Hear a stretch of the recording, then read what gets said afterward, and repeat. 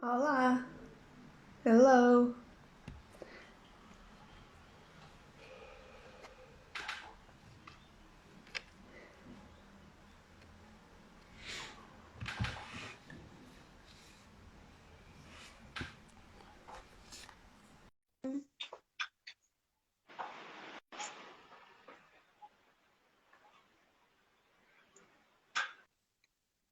Hello, Hello, how are you, Katya?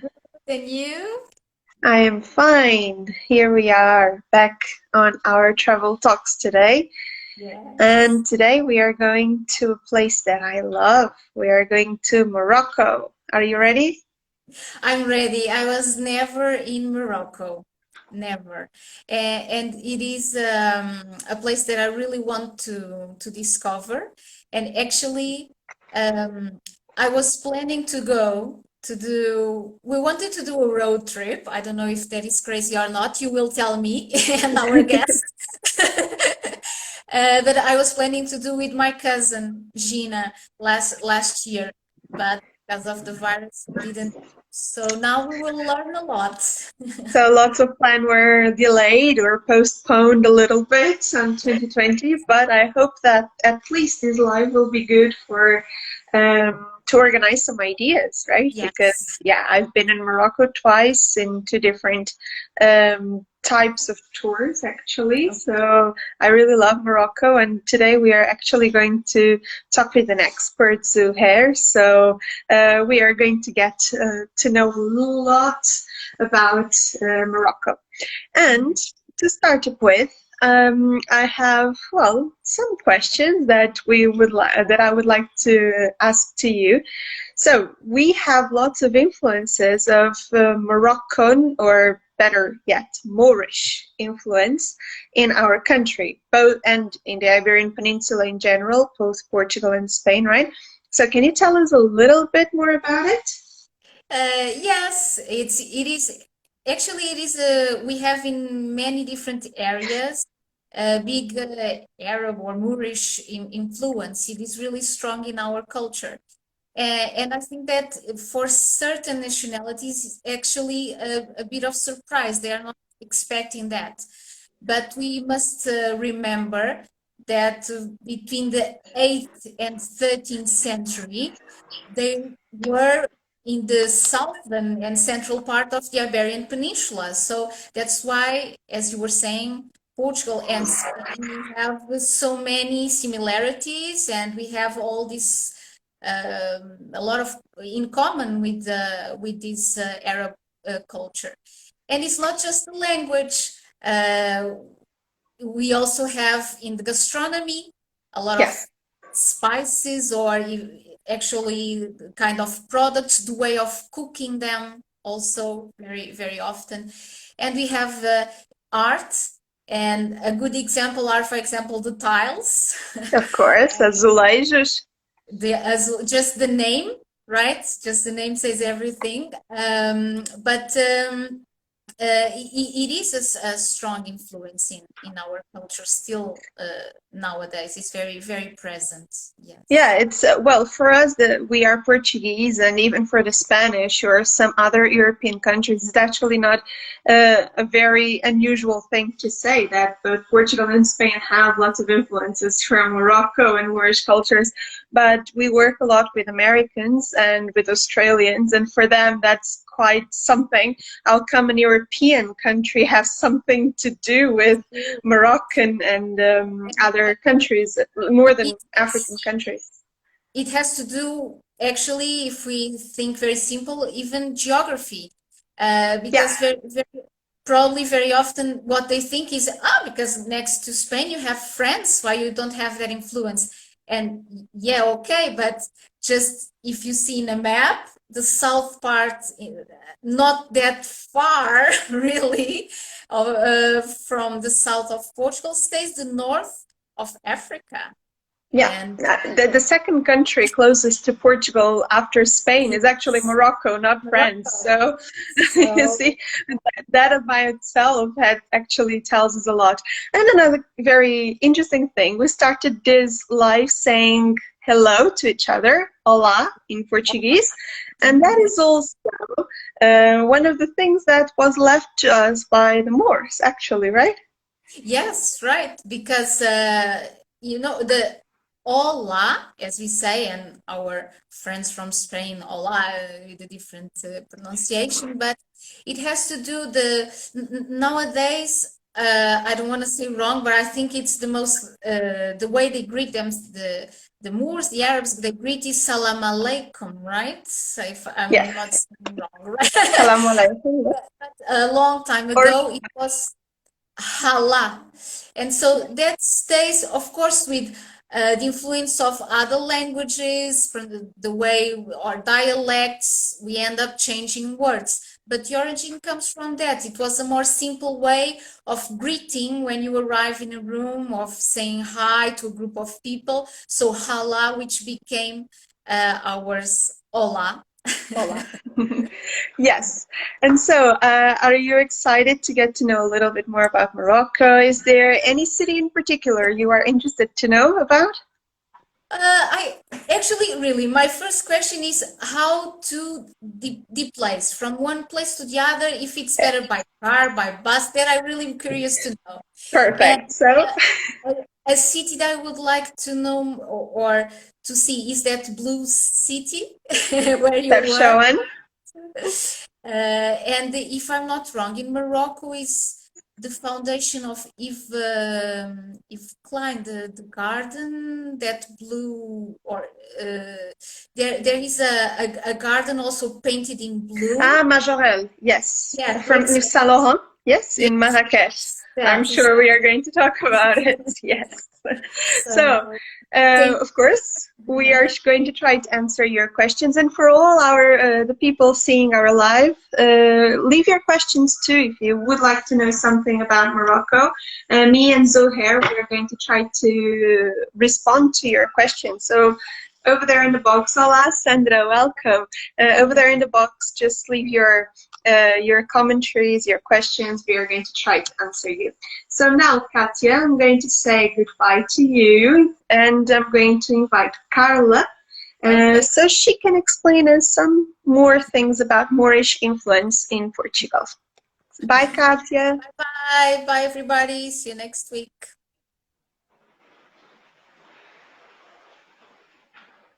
Katia, you need to get out because you started the conversation.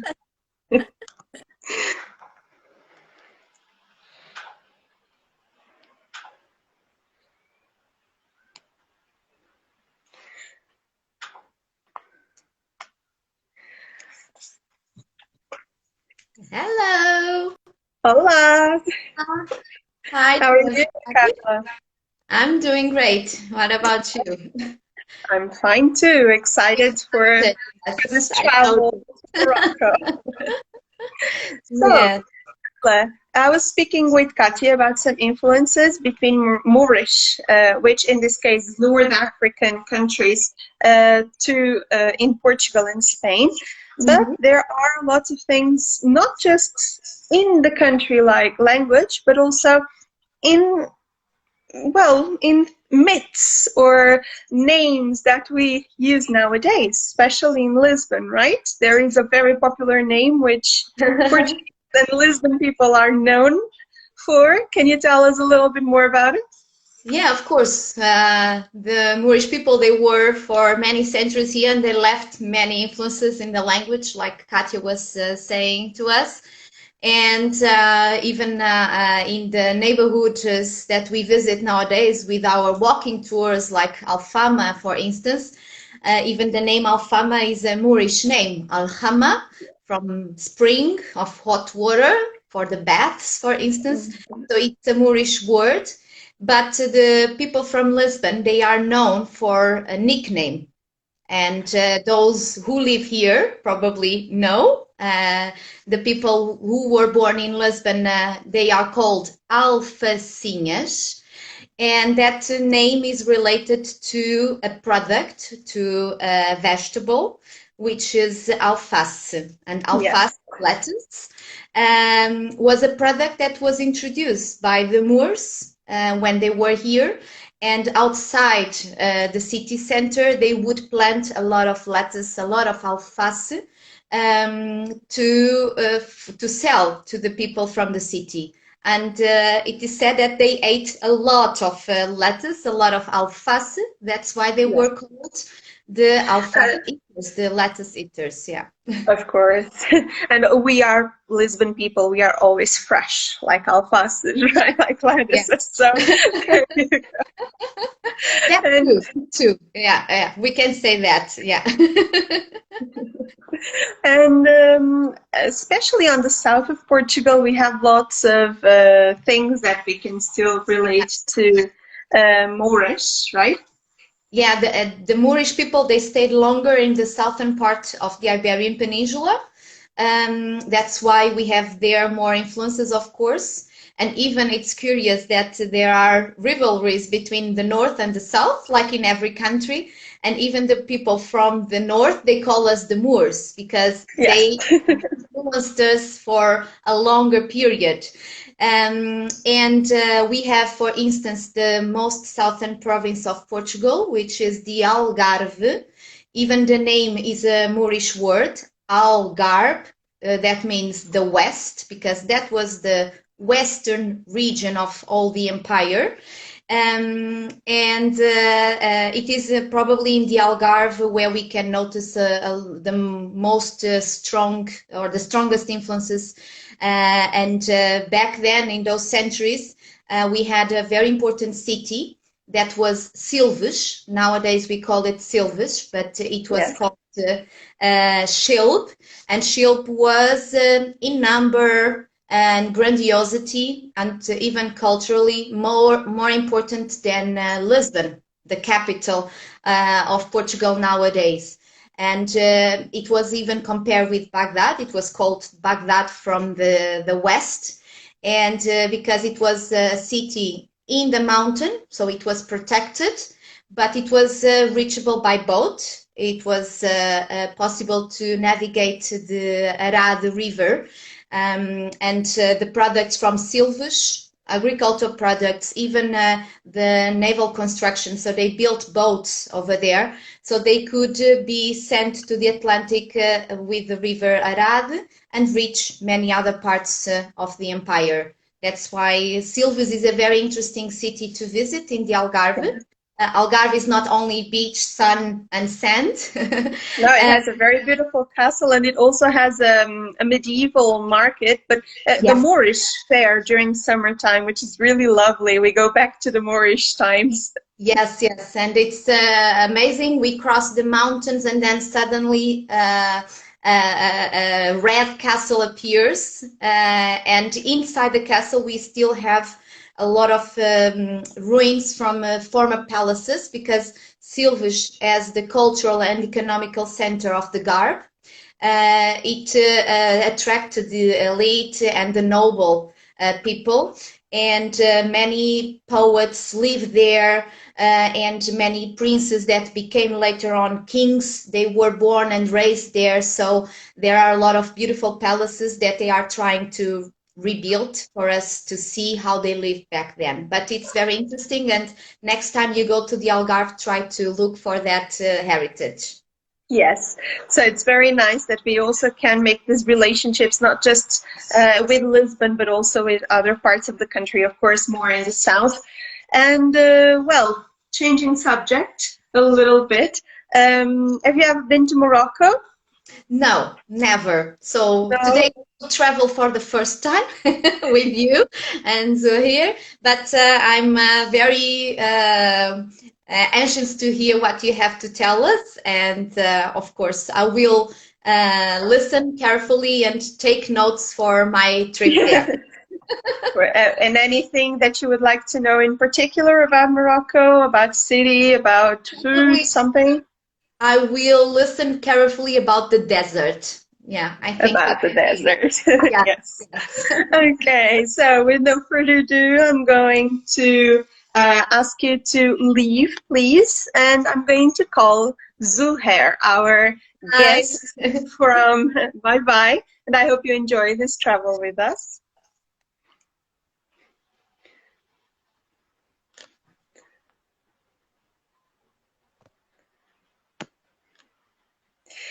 And so I'm going to invite now Zouhair. Zouhair is a national guide from Morocco. He lives in Marrakesh and is an expert. Hello, Zouhair. Merhaba. Hi, how are you? Merhaba, how are you? Fine, and you? I'm How are you fine doing? too. Good, thank you so much. Good, good, very good. Good. So, you are from Marrakesh, right, Zouhair? Yeah, no, I live in Marrakesh, but I'm from a small city. It's like 3 hours from Marrakesh. Okay. Yeah, but now Okay, I live in Marrakesh. You know, Marrakesh is the center of tourism here in Morocco. Yeah, yes. so since I'm working in tourism industry, I have to be here. Good, good. And I know you've never been to Portugal. Was it interesting for you to get to know a little bit more about these Moorish traditions in Portugal? Yeah, I never been there, but it's on my list because I know I have a friend from Portugal called Tanya. She was working with us here in Morocco when I was a travel agent. So I want to know that similarities between Morocco, Portugal, Spain, and that Moorish culture. It's very interesting, and we Yeah, have quite a lot, yeah, especially as you have, history a little bit between Portugal and Morocco. We are going to get to that yeah, a little bit further on. But yeah. for now, I would like you to introduce yourself to our guests. So, Yeah. where have you worked? How did you become a tour guide? What is needed to become an official tour guide in Morocco? And so I'm Zouhair. I'm 32 years old. After my bachelor degree, I work as a travel agent in one of the two Virtuoso agencies here in Morocco. Virtuoso is like a tour operator in the United States that has more than 4,000 travel agencies. So yeah, it's a luxury tour operator. So I've been there like 6 years, organizing and designing trips for American people, and also for the National Geographic. I've been working as a travel agent here, dealing with their clients. After 6 years, after 6 years, I passed the exam to be a tour guide, which is, let's say, hard and easy here in Morocco. It's, you know, you have to be working first at the tourism industry. You cannot do it if you are not working in the tourism industry. And it's been like every 10 years. It's not every year. So the last exam was 2007, and the one, it was like 2018. But anyway, you still need to have an exam, right, to be a guide, recognize a guide. And do you work just in Marrakesh, or do you do the entire country? No, for me, I do the entire country. So here in Morocco, we have like two different categories of tour guides: the mountain tour guides and the city tour guides. If you are a city tour guide, you can do the whole country, or you can stay in one city if you want. But I do trips along all over the country. Good, good. And you work for National Geographic. Well, this was not really so planned, but I also worked. Well, I do not just do specifically for. Yes, there you go. I did not do specifically just for them. I do some groups of National Geographic, though that is not my main core business. But I know that you work a lot with them, especially Americans, right? Yeah. So for me, I did, when I was a travel agent, I was dealing with the groups here on the ground. And after being a tour guide, I was assigned to be one of the guides because I was working with the travel agent there for these groups that I'm working with. So I was one of the team that designs this trip. So I know them by heart. And now I'm a tour guide. So I know all the places that National Geographic want. And, you know, the experience of the travel agent helped me a lot to deal with the Western client because I understand what they want. I know from their complaints before. So I try to avoid all that things Yes, that and that's a very important thing, that sometimes people think that tour guides only travel and they have lots of fun, but it's not really like that, right? Sometimes when you have, especially with American groups, sometimes you have people who are gluten-free, who do not eat this and that, yeah. and sometimes it's very difficult to manage, which And leads me, yes. Yeah, and with these things with food, gluten-free or things like that, sometimes it's hard here in Morocco, especially in the rural areas, because the restaurant, they don't know about this. They have just tagine, couscous for everyone, if you are gluten or not. So you have all the time to deal with this kind of things. And with the groups, you are the last one to sleep and the first one to start in the morning to get up. Yeah, so it's very hard. Yes, and just because we talked about the food, so now I'm going to skip a little bit to Morocco and to introduce it. So Morocco, it's a very big country, and it's also something that I would like to tell to people. Well, if you've never been to Morocco, what you can expect about the food, alcoholic drinks, water, and the safety. Can you tell us a little bit about it? Yeah, so for the Moroccan food here, so you can find it everywhere. For the dishes, for example, like the tagine, the couscous is everywhere. But you can find also like the international restaurants, especially like in Fez and Marrakesh, Casablanca, Rabat. There is international food that you can find, like Italian, the French, everything that you can find. For the water, I do also always like ask my guests not to drink the water from the sink. Always use the bottled water in order to avoid the diarrhea. We have this problem a lot. And also the fresh vegetables. So always to eat the cooked ones or half cooked. Yes, the salads, always eat the cooked salads, because it's washed with the water of the sink. It can like give it diarrhea. And you even have a special man that sells water, right, with this particular hat. Yes. But that water is not advisable to us, right, because it's also from the sink. Yeah, for us as Moroccans, we are used to that bacteria, But for Europeans, for Americans, it can work, it cannot. So it's better to avoid it. So that's the thing. And that man, we call it the 𝗧𝗹𝗃𝗀. 𝗧𝗹𝗃 is selling water around the city, but for the last years, it's not working anymore. It's just for pictures for the tourists. Okay. Because now we have the bottled water, you can buy it. No need to go to that man and ask for water. Okay, and anyway, the costume is very nice. It's a very traditional one that they wear. Yeah. And about the safety, is it a safe country? Well, I've been there twice, and I consider it pretty safe. So I would like to say a little bit about my experiences. As I said before, I traveled to Morocco twice. The first time I went with my boyfriend and a couple of other friends, and we made a tour, 12 or 13 days, something like that, all around the country. And we even moved from city to city by train. So, and the beginning, we were a little bit afraid. So the first train, we took the first class, but the other trains, second class, in the middle of everyone. And it was pretty nice. I didn't feel scared at all. And the second time I went with a group of ladies, just women, and we just went to Marrakesh.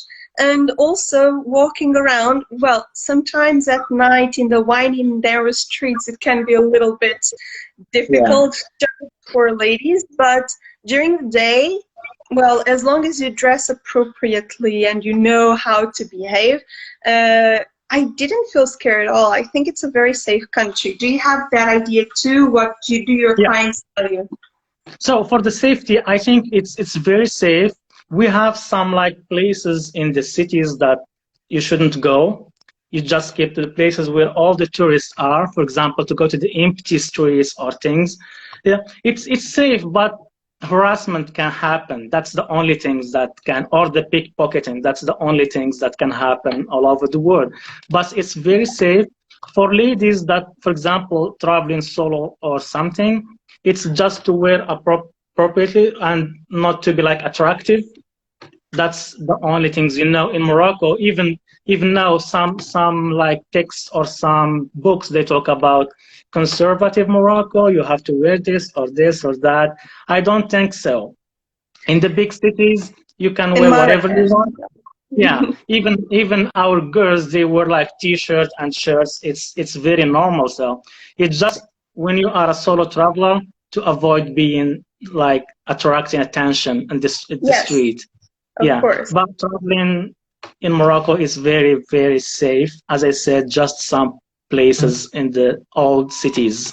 And of course, you need to dress appropriately, even if you are a man or a lady, when going, for instance, to the mosques. Although there are not many mosques that you can visit in Morocco, it's only one mosque that you can visit in Morocco, in Casablanca, the second mosque.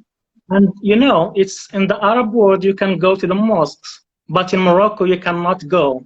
It has nothing to do with it has nothing to do with Islam. Yeah. It's something that the French left. At the 20s, I think, when the French was colonizing Morocco, there was some soldiers in Casablanca drinking wine inside the mosque. Yeah, and there was a big rebellion there in Casablanca. And at that time, the Marshal 𝗧𝗹𝗸𝘀, he came and he said, okay, we do respect your religion. So and from that time, it's forbidden from non-Muslims to go to the mosque.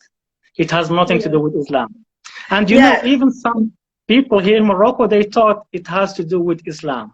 It has nothing to do with that. It doesn't, because I've been in Turkey and I've been in Iran, and both Islamic countries, and I visited mosques there. And in Morocco, only Casablanca I was able to visit. But Casablanca Mosque, by the way, it's amazing, beautiful. Yeah, I think it's one of the best mosques here in Morocco. And Casablanca, the only thing to do there is to visit the mosque. That's, I think, the biggest thing to see in Casablanca, because it's the biggest city here in Morocco, like 6 million people, and it's just industrial city. So it's industrial and very business, right? Yes, very business, very big. Some people here are saying that they needed to reschedule their trip to Morocco in 2020. Well, now you can follow our tips, right? Yeah. Katya was asking about how it is to move by car from city to city. Do you have any advice on that? Because I've been on train, so I don't know how to do by car. So it's normal. They can do it. It's just sometimes with the driving people here in Morocco, sometimes for foreigners, they thought that it's crazy here in Morocco. So it's, for example, I'm talking about Casablanca. It's very crowded city, so you don't know which one should go. Even if you have the right, someone will go in front of you. So it's a bit crazy, but you can do it. A lot of tourists, they do travel on the car or on the public transportation, as you said, by train, or by like a coach that we have 𝗧𝗹𝗸𝗀, that is like not very public, but it's a bit expensive a bit from the public one. But you can do it. You can do it. Well, personally, I loved the train. It was a nice experience, and trains were actually quite good. And the only thing that I did was then I started in Casablanca and I finished in Marrakesh. So from Fez to Marrakesh, I hired a tour guide driver to take me to the desert, and then to Marrakesh. And that is the only part that I did not do by public transportation, but the rest was really nice. Yeah, it's hard to do it from Fez to the Sahara Desert. There is just the coaches, and I think just 2 or 3 a day. You have to wait. There is no train on that side. But it's good that to travel by public transportation also. It's very safe, very safe. What to avoid is just the taxis. Whenever they see like a tourist, then the price is high. So. And you always need to bargain. One thing that I learned in Morocco, it's that I am Berber, because I bargain a lot. And they always Yeah. come down the price. And you see the bargain even in Morocco, it's different between men and women. Yes.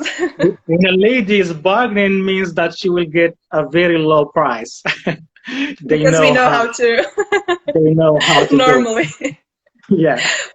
And well, since we are talking here about different places of Morocco, we already talked about Casablanca. Yeah. Zouhair, what do you love the most about Morocco? What cities do you recommend to visit, places? Well, imagine that someone is planning a tour for 2 weeks in Morocco, like I did, more or less. Yeah. What they shouldn't miss, absolutely. I would suggest like the biggest city first, like arriving in Casablanca to visit the mosque, because you cannot see other mosques in Morocco. That's one city. Moving to Rabat, which is the capital of Morocco, and to visit like the Hassan Tower and the Mausoleum of Muhammad V, which is one of the best here in Morocco, in which you can see like the Moroccan artisanal. Everything, it's a masterpiece that you have to see. And from Rabat to the city of Fez, or maybe go to the Blue City in the north of Morocco. It's a very nice city. 𝗧𝗹𝗸𝗀, yes. It's a very nice city, and take some pictures for Instagram. A lot of people post in the city. And from 𝗧𝗹𝗸𝗀 to Fez, 2 nights in Fez or 3, it's enough to visit like the old Medina. We call it Medina. You know, the word Medina, for those who don't know it, it's the old city. You know, we were colonized by French and Spain. All what is inside the wall, it's an old city built at the 11th or 14th century. All what is outside, it's the new city built by the French. Yes. So the Medina is surrounded by a wall. It's very old. Yeah, in Fez, it's a very nice place to visit. There is we have in Fez also the oldest university in the world, that was built by a lady called Fatima al-Fihriya, coming from the refugees from Tunisia. She was from a wealthy family, and she donated her money to build that university. It's in Guinness Book. From Fez, we can move to the Sahara Desert, with the stop in Ifran, which is a small city. I've seen someone there in Ifran. It's the cleanest city in Morocco. We call it Switzerland of Africa. Yes. Yeah, it's very nice city. It's totally different from the rest of Morocco. Then to the Sahara. I love being there, the Sahara Desert. It's amazing. To have a night under the stars. Now we have different camps, from the very cheap one until like the glamping, the very, very, very nice luxury camps. Well, let me just interrupt you to tell 2 things. So first, my favorite places I love Morocco, as I already said. And of course, Marrakesh is a very multicultural city. It's almost like an European city in the middle of Morocco. But I personally, the cities I loved the most was Fez. I absolutely loved Fez, although I was a little bit lost in all the little streets in the Medina, but I loved Fez, the madrasa, it's amazing. And 𝗧𝗹𝗸𝗀, because of the blue city and the picturesque little corners everywhere. But amazingly, what surprised me the most was Mezzouga, the Sahara Desert. And it was the best Wi-Fi that I had in all the trip. Was in the middle of the desert. Isn't it crazy? Yeah. Not Fez, not Marrakesh. It was in the middle of the desert, the best Wi-Fi. Yeah, and you know, the Wi-Fi and the internet in general in Merzouga, it's just like starting 2018 or so. Before, when you go to the Sahara, there is no internet, no cell coverage, so at all. You are there just to see the sand dunes and the stars. Yeah, it's beautiful there in the middle of the desert. And I'm actually doing my old trip back again, because I started in Casablanca. I did everything that you just said and finished in Marrakesh, passing by. I'm saying the standard, let's say, itinerary. This is nearly the standard one that you can do, and you will see all the highlights of Morocco, because, you know, in Morocco, it's an antique country. We have everything. We have the Sahara, we have the beaches, we have like everything. You can see it. And from Merzouga to go to Ouarzazate, the Moroccan Hollywood, in which we have the studio of cinema. Yes, that's the place. Ouarzazate and 𝗧𝗿𝗃𝗀𝗀, it's one of the 𝗧𝗹𝗸𝗀 and kasbahs that you can find here in Morocco, and we call that road between Merzouga, or let's say Tinghir, and Ouarzazate, the road of 1,000 kasbah. Yes. When I say kasbah, it's totally different from home. It's a kasbah. It's a fortified castle. Yes, kasbah, castelo, castle. Yes. Castle, yes. It's a castle with windows outside, and there is a courtyard in the middle, and all the rooms are open inside, and has also windows outside. So we have that in that place. And from Ouarzazate to Marrakesh, to spend like 2 days in Marrakesh is good. Maybe go to the High Atlas Mountains in Imlil. Also, it's a nice place in which we have the highest peak in North Africa. Yes. Yeah, for those who love trekking, it's a nice place to do hiking. And maybe go to Essaouira, to Agadir. It's a coastal cities. A lot of Russians, they love these places. Yes. So unfortunately, I did not have time to go to Essaouira. That's for another travel that I will do. But yes, we are talking about, and there are so many things. It's incredible that you have the desert, you have Agadir, and you also have on the north of Morocco other beaches for surf or just to relax in the Mediterranean. You have Ifrane, as you were saying, which is called the Switzerland of Morocco, because it actually snows there, and even in the desert. It snowed in the desert this year, right? Not this year, last 2 years.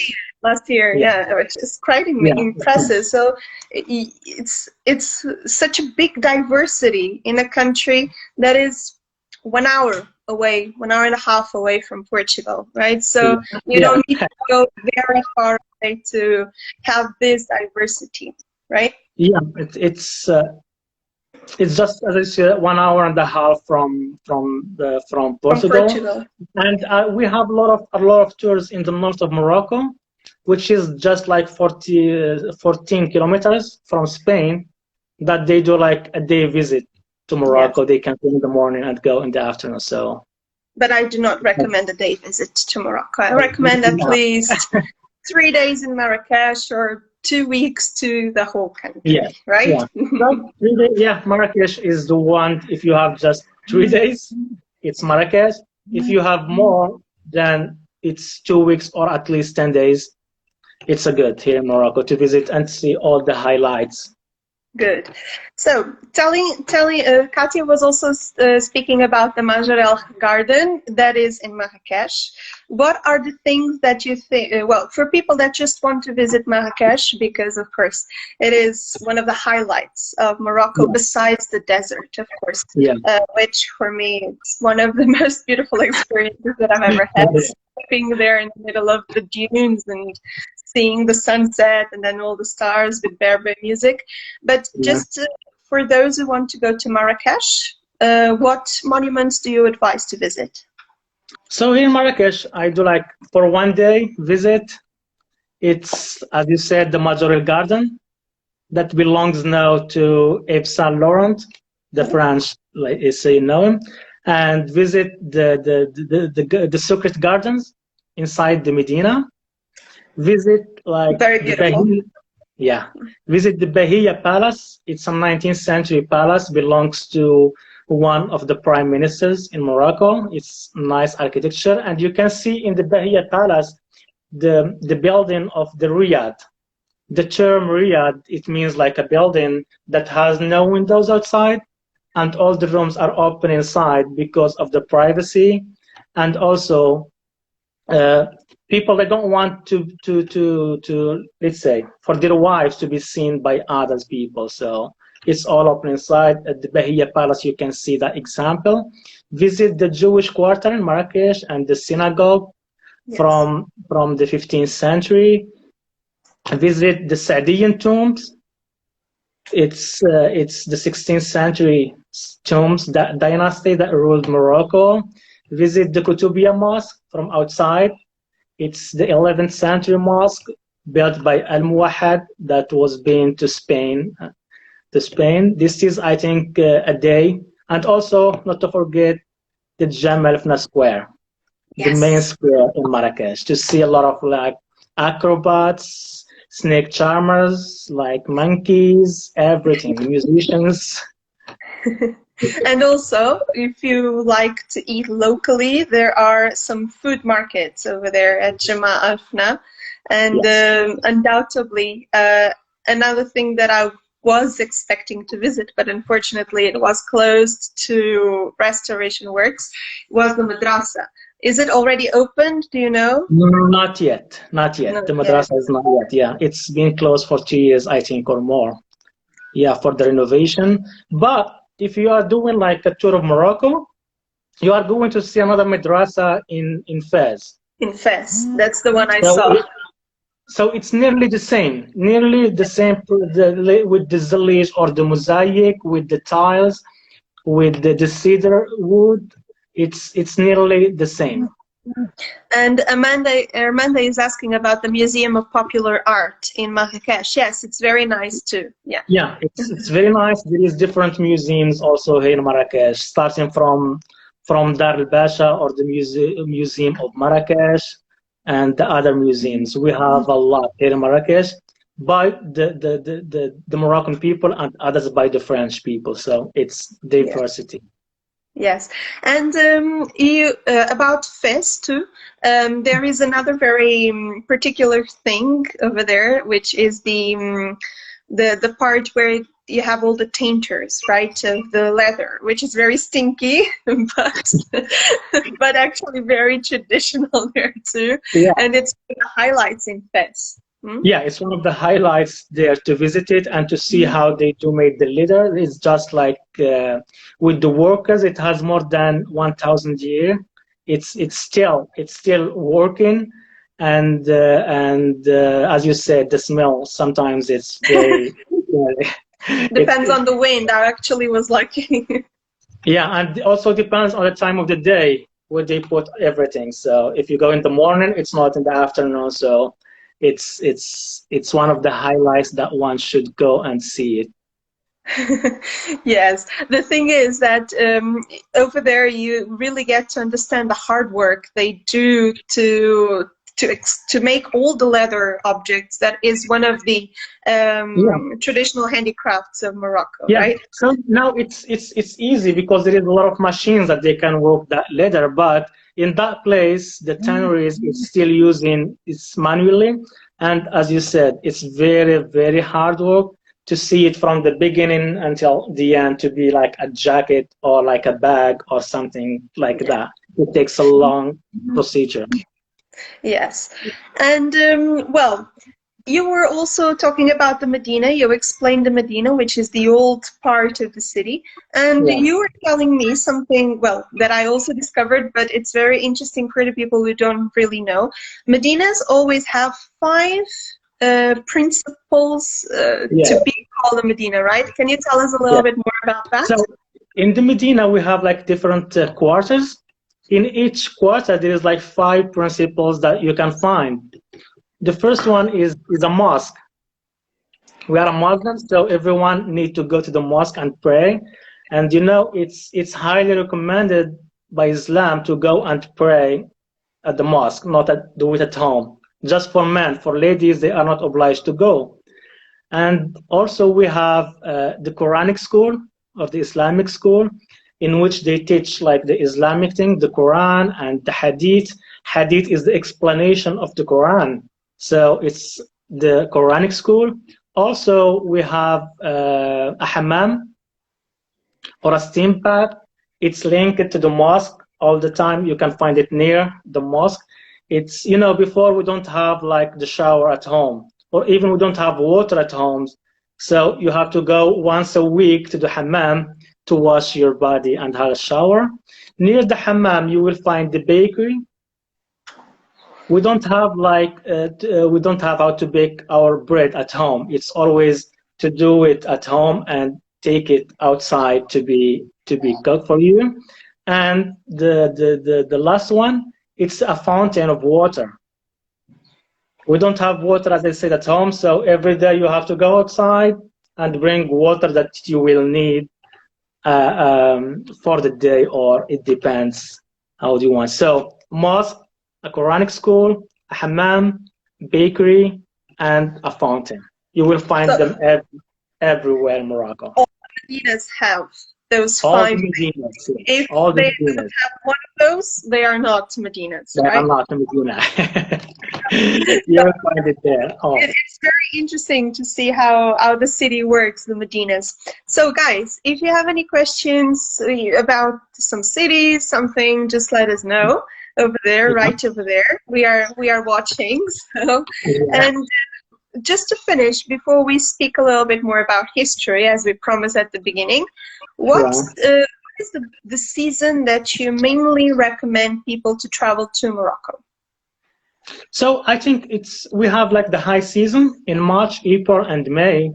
If you love nature, that's the best time to come here to Morocco, because we have everything is green. You will find the waterfalls full of water, snow in the mountains. So that's one of the best time. But if all the hotels, all the restaurants are full, for me, I love the low season.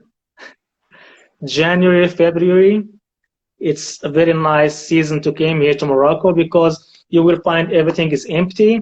When you go to a monument, it's easy to explain to the client.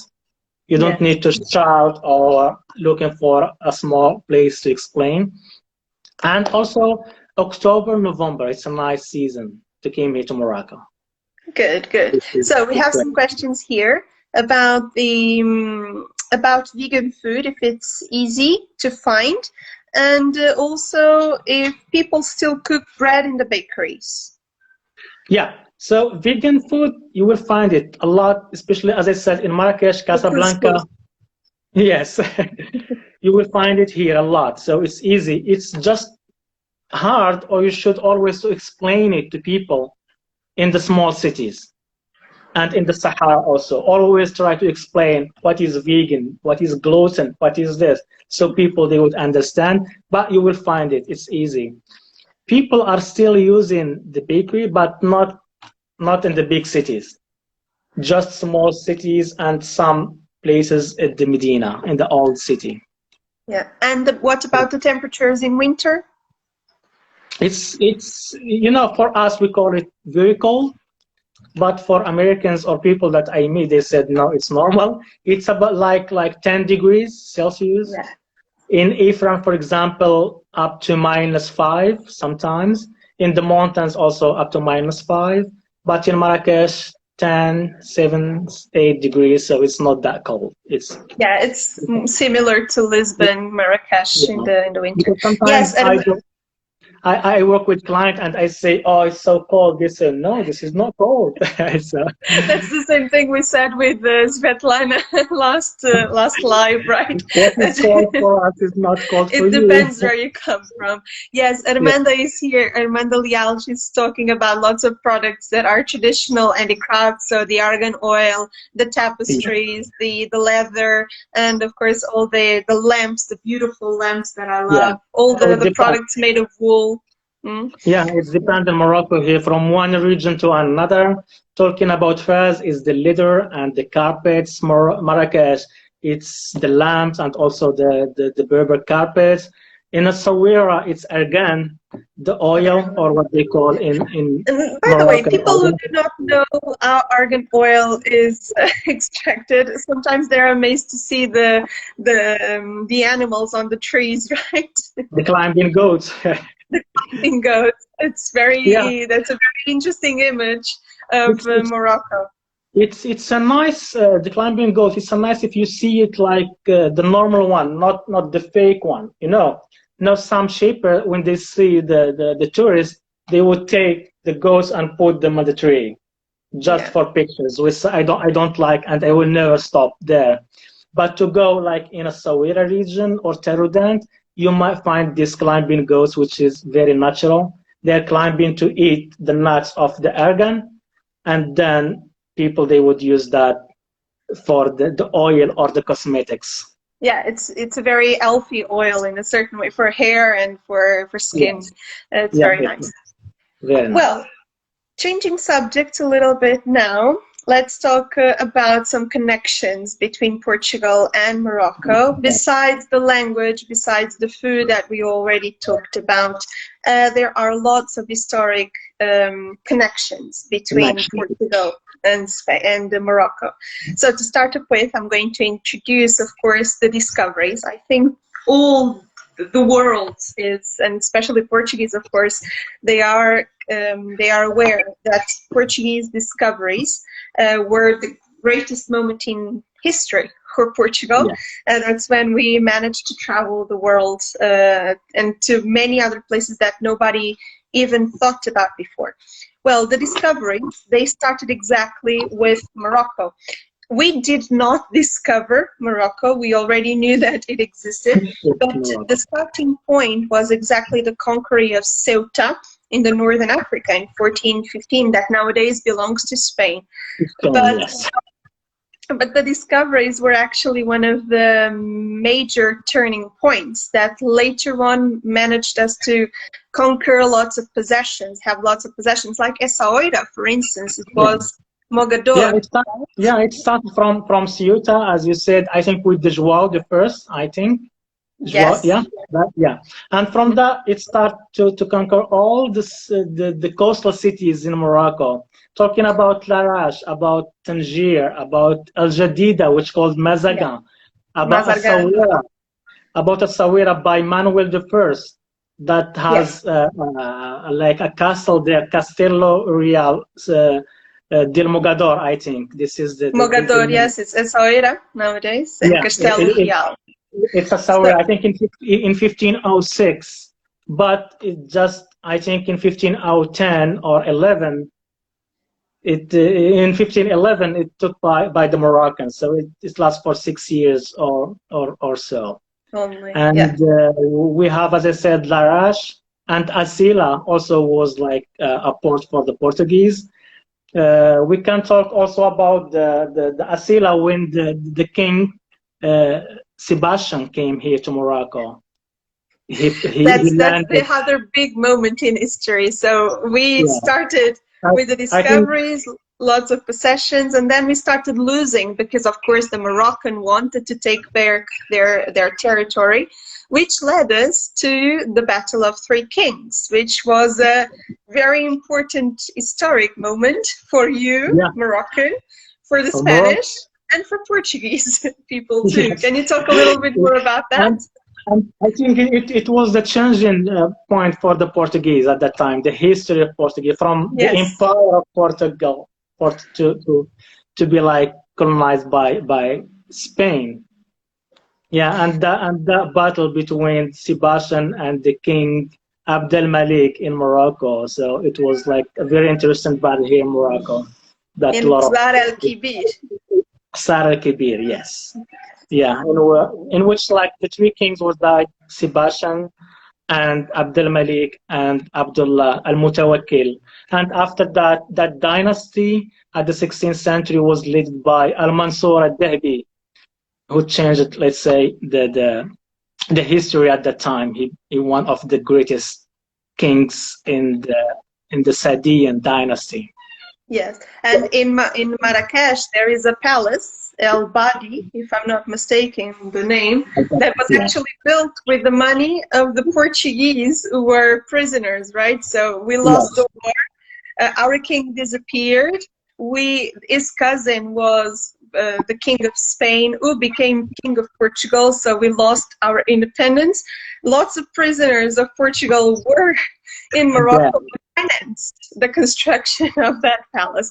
So it's actually very interesting to see. Yeah, and you know, with that money, the king at that time, the Moroccan king Al-Mansur, it's called Al-Mansur because it means victorious, the victorious, because he wins the battle of the three kings. And also he called Al-Mansur 𝗧𝗿𝗃𝗃, which is 𝗧𝗃𝗃𝗃, the golden. The golden. With the money, yeah, with the money of that battle, he did a lot of gold to decorate all his palaces in Morocco. So the real Game of Thrones. That's the real one. The real one. That's the real one. And after that, another connection that we also can make, it's the earthquake of 1755, right? So people are surprised that Lisbon was so devastated by the earthquake. About 80% of Lisbon was destroyed, gone. But actually, Morocco also suffered from that earthquake, and especially the city of Rabat, right? Yes, Rabat, yeah. Which is now the capital of Morocco. You know, Rabat was built at the 12th century by Almohads, who've been to Spain. So they built that mosque. We have one mosque in Rabat called Hassan Tower, and there is another mosque in Spain, in Sevilla, called 𝗧𝗹𝗸𝗀, and another mosque in Marrakesh called the Kutubia. The two mosques are the same. So let's go back to Rabat. That mosque was built, and when Lisbon earthquake came, so it destroyed all the mosque apart from the tower that challenged that earthquake. It's still there with like 44 meters, but all the mosque was gone. We still have just the pillars that was holding the ceiling, like 400 or so like pillar are still there. It's a very nice. I will send you pictures, maybe you have them. I have. Yes, yeah. On a very rainy day. Yeah. But I have. But I have. So it's actually very interesting that we also have this connection of a tragic episode for both countries. Yeah. But it actually still remains a little bit of the tower, if I'm correct, right? In Rabat. Yeah. It's. Tell me. No, and I was going to ask you if another connection that we have also, it's related to something that you do and I do too. So which are the Jewish tours, right? So lots of people do not know that in Morocco still today you have one of the biggest Sepharad Jewish schools. Yeah. Can you tell us a little bit more about it? Yeah, so let's talk about the Jewish in general here in Morocco. So a lot of people, they don't know this, but the Jews in Morocco, they have more than 2,000 years of history here, starting from they were the Berbers. So we have two different categories of the Jews here in Morocco. We have what we call the Beldian, or the originals. So when the Jews came here, they tried to convert some Berber to be like the Jewish. And we have them, they call them Tushabin Jews, which is the original. And after the Inquisition or the 15th century, we had like the Sephardic Jews that they came from the Iberian Peninsula, from Portugal and Spain, and they lived here in Morocco. And at that time, the king of the Milnid dynasty asked to build like a Jewish quarter in the city of Fez. That was the first quarter for the Jews. And because why? We have two different Jews, and they find some problems between each other. The Moroccan ones, or the Berber Jews, they were like conservative, and the one that came from Europe, they were like not conservative, and they built different synagogues, the synagogue for the Berber Jews, or the original, and the synagogue for the Sephardic ones, or what we call Migorashim Jews, or means the what we call it, I forget the term, means the kicked out, or the Jews that they came from Spain. And up to the 50s, we have in Morocco more than 200,000 Jewish. It was at that time like 10 to 15% of the population.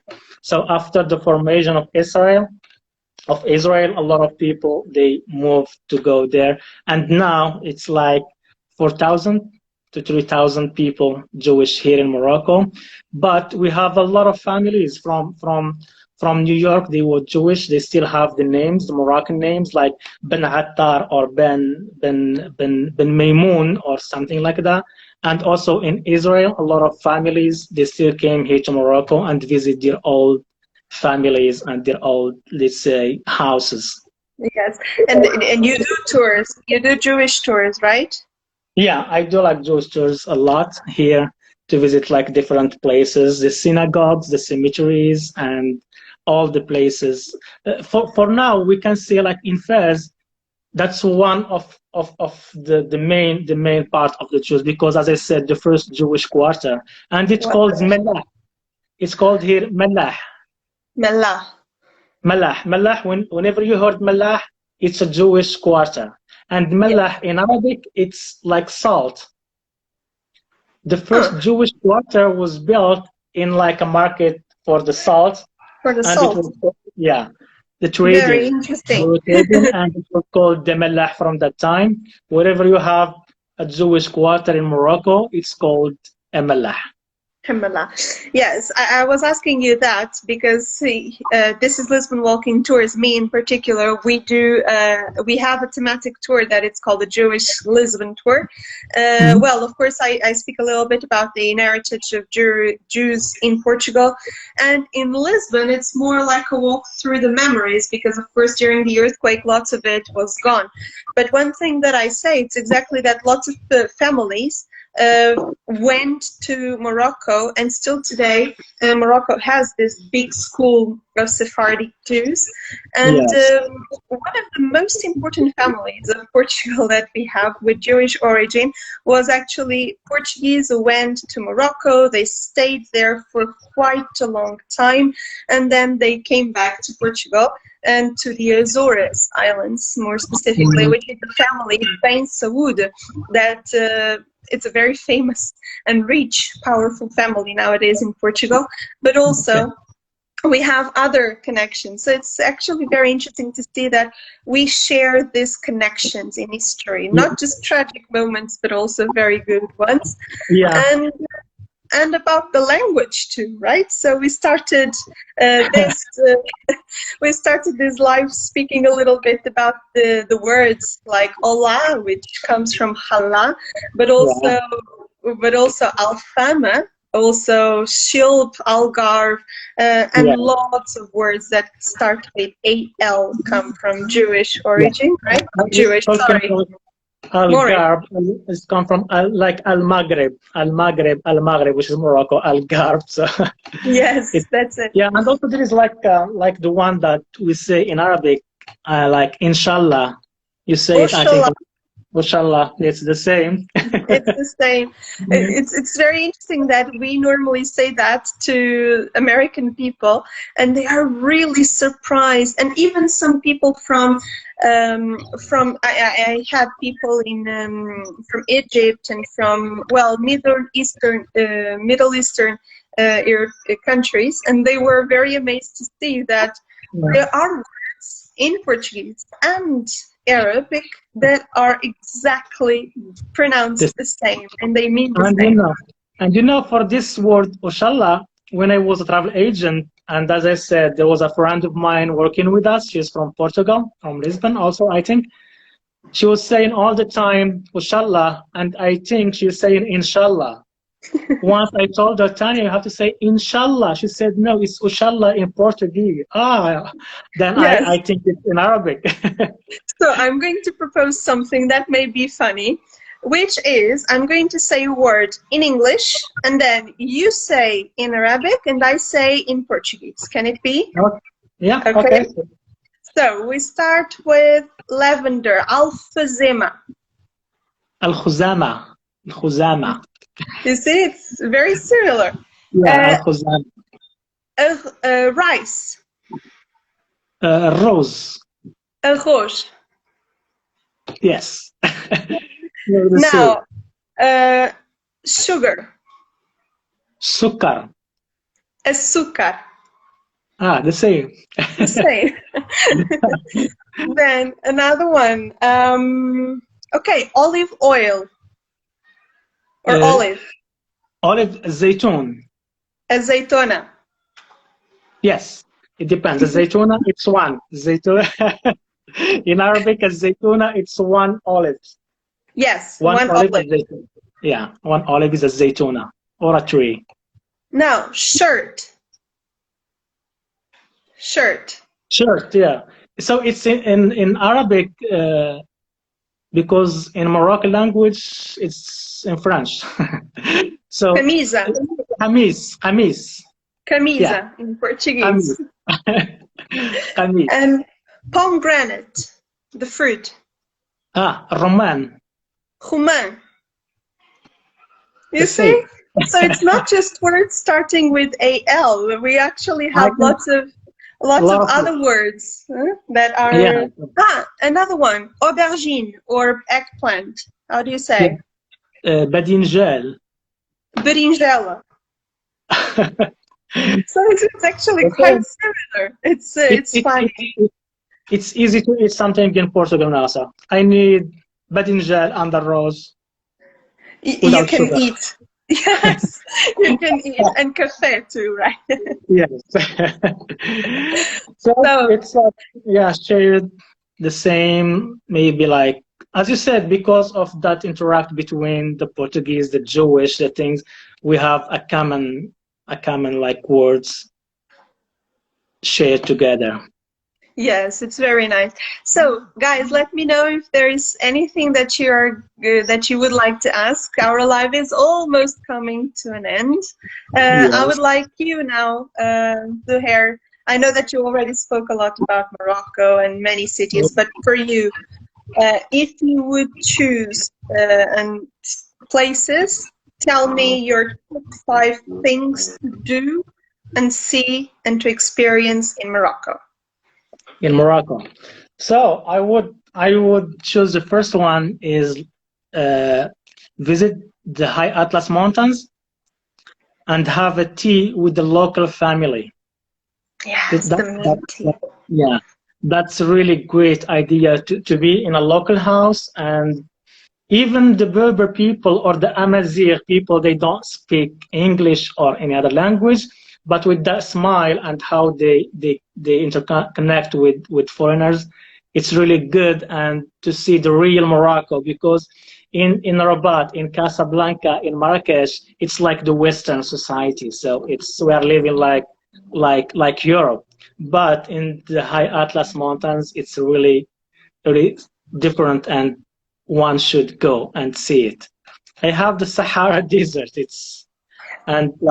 Try the camel ride there to witness the sunset or maybe also the sunrise in the morning. This is the second thing. The third, the ballooning in the Palmery of Marrakesh. It's really nice to see the sunrise in the morning with the palm grove trees there. I really love it. For those who love food, I would suggest like a cooking class. Oh, so interesting. In an eco garden here in the regions of Marrakesh. It's really nice. We call it garden to table. So you can go and pick the vegetables from the garden and wash them and then start cooking. It's really, really nice. I would also say visit 𝗧𝗹𝗸𝗀, the Blue City. It's really nice. And visit the masterpiece or the mausoleum of Muhammad V in Rabat.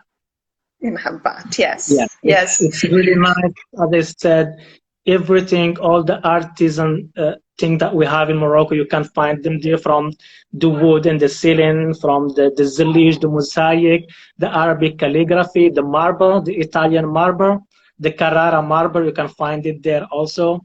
As Morocco at the 16th century was trading with Italy, we send them sugar and they send us marble. now it's money for marble. I think it's the same. Yes. And Marrakesh, I think also it's a really nice place to visit. Yeah, it's all like we said at the beginning. It's lots of different things in a country, and well, you need to visit and to experience it. And yeah, undoubtedly, what you said, the Sahara, the 𝗧𝗹𝗸𝗀, and Marrakesh, because it's so different from the rest of the country, right? And well, how can people contact you? I know that you don't speak Portuguese, but as you saw, the majority of the Portuguese people speak pretty good English. So you are freelance too? Tell me, we forgot to talk about this. Between Portuguese and Moroccans, we have a common things. We do speak languages a lot. Yes. It's a common thing. So in Morocco, you can find people speaking English, French, like Spanish, Arabic, also in Portugal. So I think we're good easy. at languages. Yeah. So people can contact you directly, right? If they want to book you, for instance, you can arrange everything over there and get in contact with the client. Yeah, this is my Instagram, and there is like my website also there. I just launched it last 2 months. I'm still putting things in there, so they can book me directly. I can take care of everything and give more suggestions, or even if they just need suggestions in Morocco without booking me, I can give them anything. I'm a travel agent, so for sure, I would recommend booking a guide for some places, even if you are doing a road trip by yourself. At least in some cities, in some places, have a guide, because especially in Fez, in Marrakesh, for instance, and even in Rabat. I think in order to not waste time, it's better to have a guide in Fez and Marrakesh.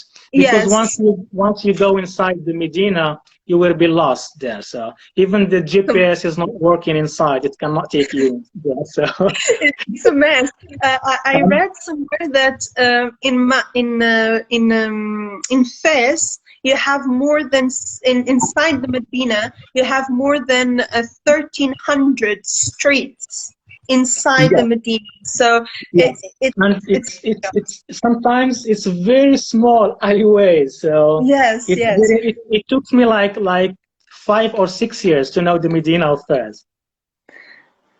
So going there like 3-4 times a month. It took me, like as I said, 5 years to know where to go and where to end. So yes, especially in those two cities, Marrakesh and Fez, I would advise everyone to have a guide over there, to not get lost, but to really understand the monuments. And it's also to avoid the people outside, because when you are going by yourself, a lot of shops, a lot of people, can I help you? Can I take you there? Can I do? When you have a guide, then no one will talk to you. So they do respect that you have a guide, go. No one will talk to you. And now you know, everyone, you know Zouhair is a great guide and great storyteller, as you could see. Book him. But if it's not him, always choose a licensed tour guide, right? Always a licensed tour guide with the badge. That's it, with the badge. Yes. So everyone, I don't know if you would like to add anything else, Zouhair, probably coming to Portugal to meet us personally. Yes, I will, and I will contact you to give me some tips how to go there, and I will meet you, and I would like you to guide me, or Katia, or to guide me in Portugal and know more about our shared history. Thank you so much for having me. Thank you for accepting our invitation. Thank you so much. And everyone for watching. So keep up and continue our travel talks. Next week we are back. It's a surprise destiny still. So, travel from your couch while you cannot enjoy the travel physically. So I hope you all enjoyed. Thank you again, Zouhair. Thank you so much. Shukran. Obrigada in Portuguese. It's different. Obrigada. Obrigada, I know. Obrigada. That's it. So everyone, thank you very much, and see you on the next travel talk.